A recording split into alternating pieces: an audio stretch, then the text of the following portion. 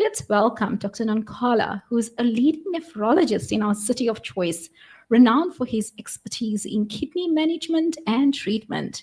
With extensive experience in private hospitals, he specializes in reducing kidney impairment and disease and managing kidney failure, providing top notch care to his patients and improving their quality of life. Good morning, Dr. Noncoler.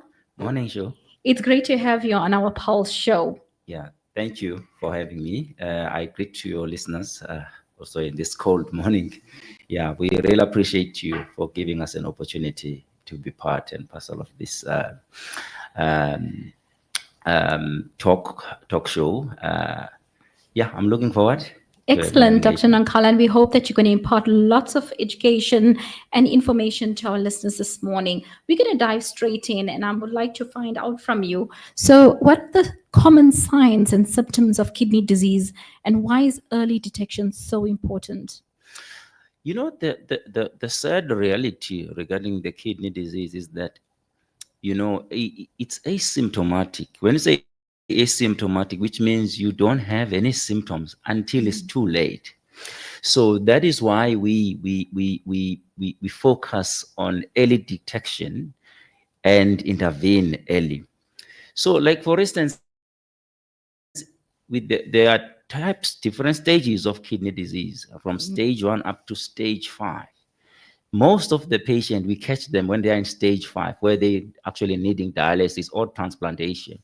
Because from stage 1 up to stage 4, there's absolutely no symptoms. Someone can walk around and say, you know what, I'm not feeling anything, up until maybe an employer says, before we can give you this job, go and have your urine and your blood test done. And then that's where he or she figure it out that, oh, I've got a kidney disease. But when the symptoms start to set in, maybe around about stage 4, stage 5, you find that you feel very fatigued, tiredness, poor concentration, sometimes swelling of the face, particularly in the morning, and the swelling of your legs. And sometimes people will complain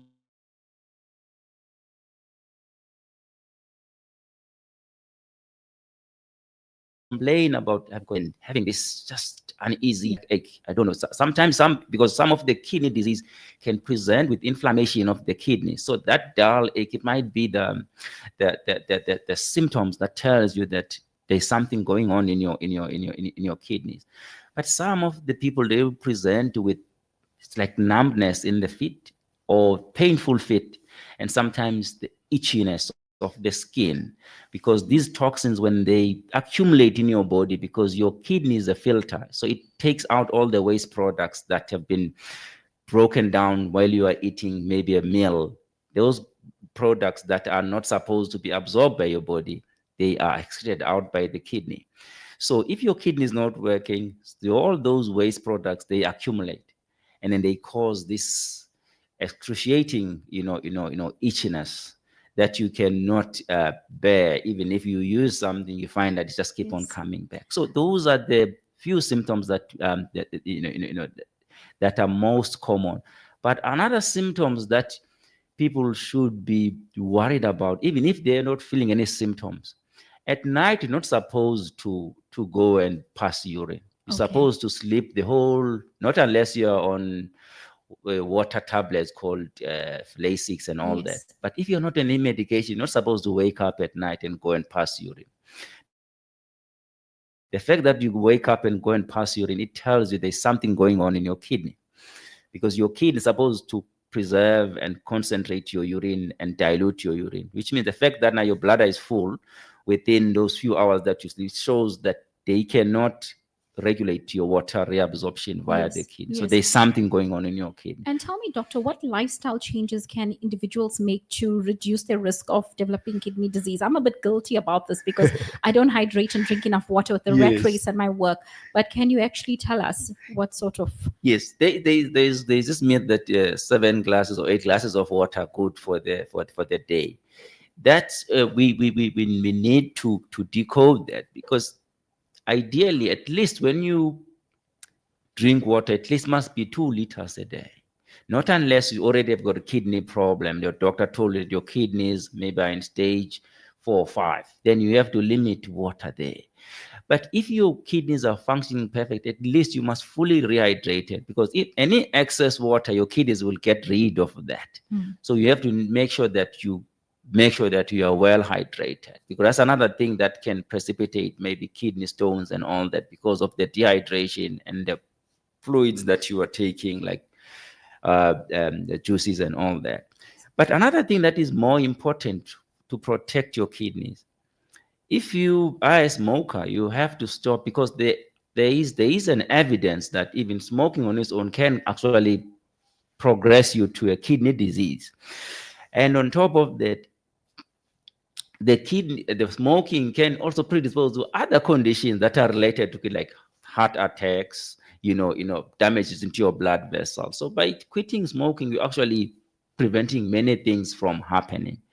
But diet is also very important when it comes to the kidney disease. I always, my patient, encourage them, just take more veggies more than taking meat. If you take meat, maybe a lean meat, I'm not going to mention the brands and all that, but just a lean meat, which is chicken, turkey and all. Those are the type of meat that you need to to try to familiarize with, because they've got less oxidants in it. But another thing that is more important is exercise.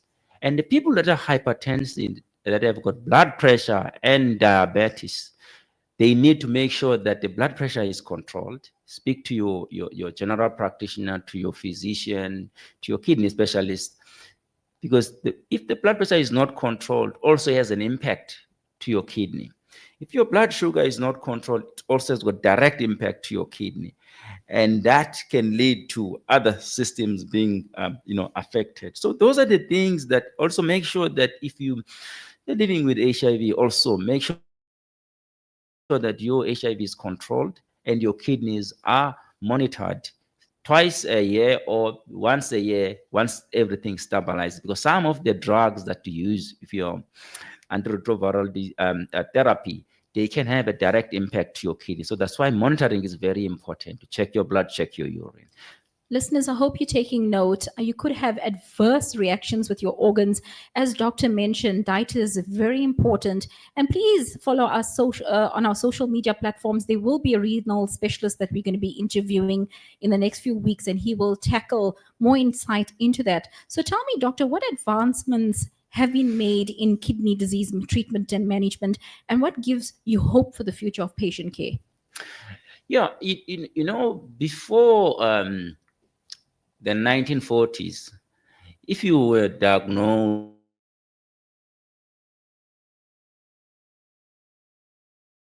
with kidney disease, it was the death sentence.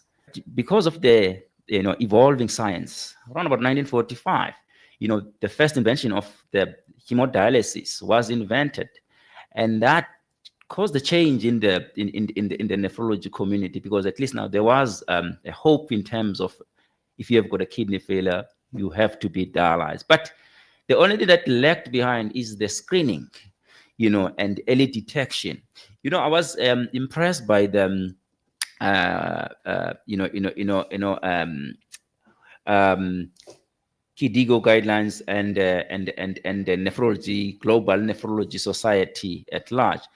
That we have what we call World Kidney Days every year in March. We always have a World Kidney Day. So it was very interesting. Their theme this year, they were saying, "Are your kidneys okay?" And then they're encouraging the early screening and early intervention, because no matter how resourceful you are, if you've got resources, it's a problem to have people that have kidney disease, because what is going to happen is it's gonna sort of overburden your system. Because bear in mind, dialysis is very expensive therapy, and people have to come 3 times a week to have the dialysis. That, if you have a company, it can affect your production. So that is why I advocate, and I'm very passionate about early screening, primary prevention, and intervention. So, and that is why I encourage everyone to make sure that his or her kidneys are screened, urine and the blood test. It's very cheap compared to the dialysis that you're gonna be exposed to, which has got its own side effects and also. But the hope that I have is that now with this AI, era, I hope that our young people will take that as an opportunity to give us things that are going to be able to be used without have to you going to the lab to have the test done and all that. Like I was reading the American kidney trust. There's this now AI intelligence about the retina, whereby they're just looking at your retina, and then it will give you how risky you are in terms of getting kidney disease. So they just scan retina is the layer in your eyes that has got blood vessels. So they analyze that, and then once the machine analyze your blood vessels, and then it gives you a risk whether are you at risk of getting kidney disease. If you're at risk of kidney disease, then they refer you to a relevant person to screen you. So those are the things that we need. It's a non-invasive. You just looks like you're doing an eye test. Yes.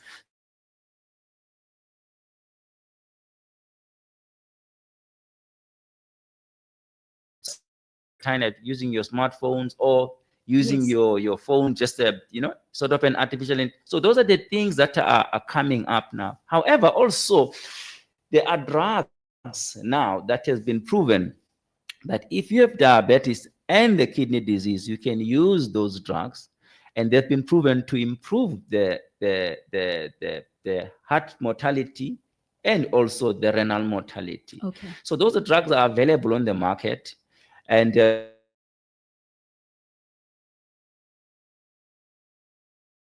are approved, to be used for consumption and all that. Yes. However, as we know that every drug has its own side, they need to be prescribed by a doctor. They need to be monitored because also they've got its own side effects. However, they've been proven to be very efficient in terms of them the preventing these organs from progressing into a stage whereby they cannot function anymore. So that's what gives me the fish. But other thing that gives me the hope that we still have a chance in terms of changing um, our healthcare to make sure that people live longer without getting this organ damage is the fact that now there is awakening of screening and early intervention. Even the medical aid now, they sort of advocate for that. That's for me is the hope that people are starting to realize that these conditions they really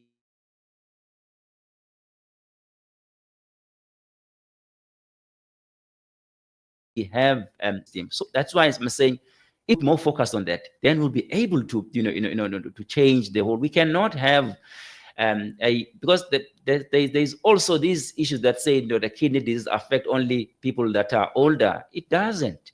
It can affect the young adults. Can imagine now have the whole youth on dialysis, which means if Mm. we have got a sick youth, which means we don't have future for this country. We Yes. don't have future for the And whole world. speaking about you, doctor, I know you emphasized about early detection and early intervention. Can you tell our listeners about your upcoming community outreach in Kwapata in or just the outskirts of Pietermaritzburg that's happening on the 25th of July? I'm really excited to know what you guys are doing and how everyone's coming together. Yes, so the upcoming project it stemmed from a talk that I had while during the World Kidney Day. So I was also raising the awareness that it is very important for us to make sure that we screen our population for all these conditions, particularly the kidney disease, because as I've said, there are no symptoms. And now our focus is to make sure that we bring these services with different stakeholders, physiotherapists, dietitian. Royal also is part of that outreach. As we know that Royal has got is one of our leading rehabilitation center in Marisbeck. So they will be providing and giving us, the physio, dietetics, and social workers, service. They will have those services at our disposal there. But our primary focus on that day is to screen the grade 12 learners. As I've said, that we cannot have a community that suffers from kidney disease while we have the means of screening them. Because my philosophy is that Africa should be an expert, should strive to make sure that they excel on primary prevention.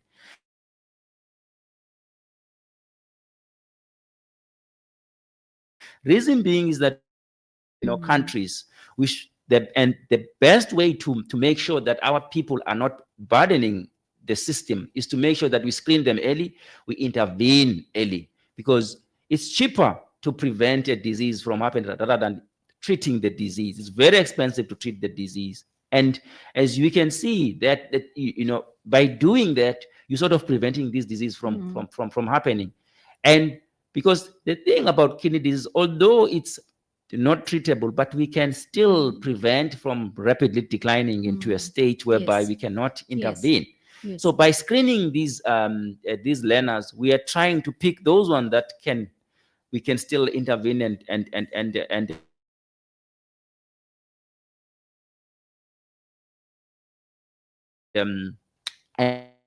to highlight the issue regarding the kidney disease.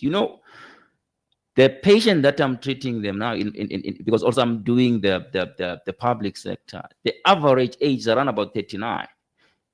So that tells you that Yes. this does not affect only elderly people, it affects the young. So that's why we need to make sure that we intervene.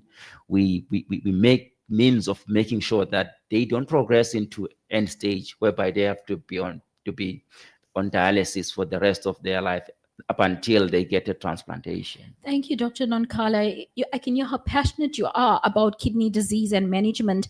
And thank you for sharing your expertise and insights on this cause. And how can listeners get in touch with you, and any final words before we end the show? My final word is to say, make sure that you screen your kidneys. It's very cheap. You can go to any nearest pharmacy or to any nearest clinic or any public hospital or any private hospital. It's very cheap. You just ask just to be tested, your urine to be tested, and your blood test to be tested. Okay. Because by doing that, you're actually preventing yourself from getting into a state whereby you'll be overwhelmed by this condition.